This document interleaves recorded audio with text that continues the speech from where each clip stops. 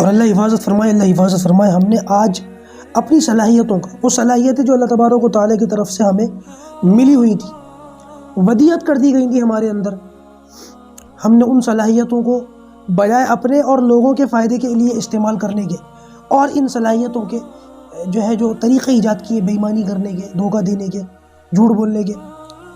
بعض مرتبہ تو ہوتا یہ ہے کہ انسان پڑھ کر لکھ کر جب وہ ایجوکیشن حاصل کر لیتا ہے، ایجوکیٹڈ بن جاتا ہے، اب ہونا یہ چاہیے تھا کہ اس پڑھائی لکھائی کا اچھا استعمال کرتا، اس پڑھائی لکھائی کا یا اس صلاحیت کا جو اللہ تعالیٰ کی جانب سے اس کے اندر ودیعت تھی، اس کا غلط استعمال شروع کر دیتا ہے۔ مجھے اس پر ایک واقعہ یاد آیا کہ ایک شخص، کوئی پڑھا لکھا شخص، شہری آدمی گاؤں سے گزر رہا تھا، سالوں پرانی بات ہے، اور جب وہ گزر رہا تھا تو اس نے دیکھا کہ کولو ہوتا ہے نا،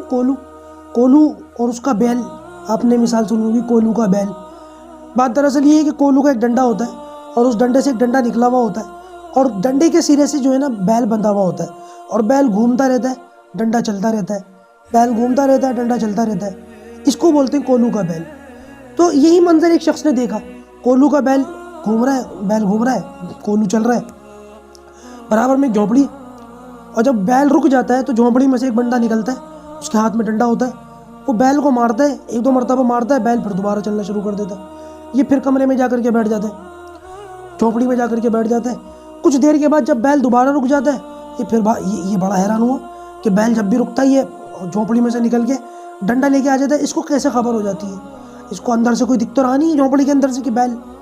وہ باہر رک گیا، اس کو پتہ کیسے چلتا ہے؟ تو اس نے اپنی اسی حیرانی کے عالم میں اس بندے سے پوچھا کہ بھائی جب بیل باہر رک جاتا ہے تو تم تو اندر جھونپڑے میں ہو، تمہیں کیسے پتہ چلتا ہے؟ تم دیکھ تو رہے نہیں ہو۔ تو اس نے کہا کہ میں نے بیل کے گلے میں گھنٹی باندھ رکھی ہے، جب تک یہ چلتا رہتا ہے وہ گھنٹی بجتی رہتی ہے، اور جب یہ رک جاتا ہے تو مجھے پتہ چل جاتا ہے کہ گھنٹی بجنی بند ہو گئی، اس کا مطلب یہ رک گیا،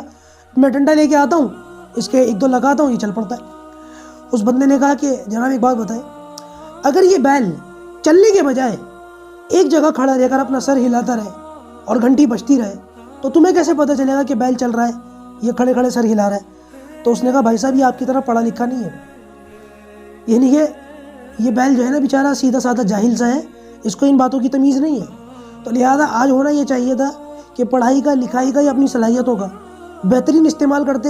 خود کو بھی فائدہ پہنچاتے، لوگوں کو بھی فائدہ پہنچاتے، لیکن صرف اپنے ذاتی مفاد کے خاطر، دو چار پیسے فالتو کمانے کے خاطر ہم نے لوگوں کو بھی دھوکہ دیا، اپنی بھی آخرت خراب کی۔ کہتے ہیں نا کہ کسی شخص سے یا کسی پھل والے سے ایک بندے نے کہا بھائی ذرا ٹھیک ٹھیک تولنا، بے ایمانی مت کرنا، مطلب یہ نہیں کہا کہ بے ایمانی مت کرنا، بس خالی یہ کہا کہ ٹھیک ٹھیک تولنا۔ تو وہ پلٹ کر پھل والا کہتا ہے ارے بھائی میں مسلمان نہیں ہوں، یعنی کہ اللہ حفاظت فرمائے آج بے ایمانی کرنا، دھوکہ دینا یہ مسلمانوں کا شعار بن چکا ہے۔ غیر قومیں ہمیں ان باتوں سے یاد کرتی ہیں، غیر کو تو چھوڑیے، خود مسلمان اپنے آپس میں چار چھ لوگ جو مل کر کے بیٹھتے ہیں تو آپس میں یہی گفتگو کرتے ہیں، میاں یہ چیزیں غیروں میں ہم سے بہت زیادہ اچھی ہیں۔ اللہ حفاظت فرمائے اچھی ہیں تبھی تو کہہ رہے ہیں، غیر ایمان والے گمراہی کے راستے پر ہیں، اس کے باوجود بھی ان لوگوں نے اپنی معاشرت کو، اپنے معاملات کو اتنا مضبوط کیا ہے، اور ہم لوگ دین حق پر ہیں، صراط مستقیم پر ہیں، اس کے باوجود بھی ان چیزوں میں اتنے کمزور ہیں۔ پروردگار ہمیں ان باتوں کو سمجھنے کی، سنجیدگی کے ساتھ ان پر غور و فکر کرنے کی، اور اپنے معاشرے سے ان چیزوں کو ختم کرنے کی توفیق عطا فرمائے۔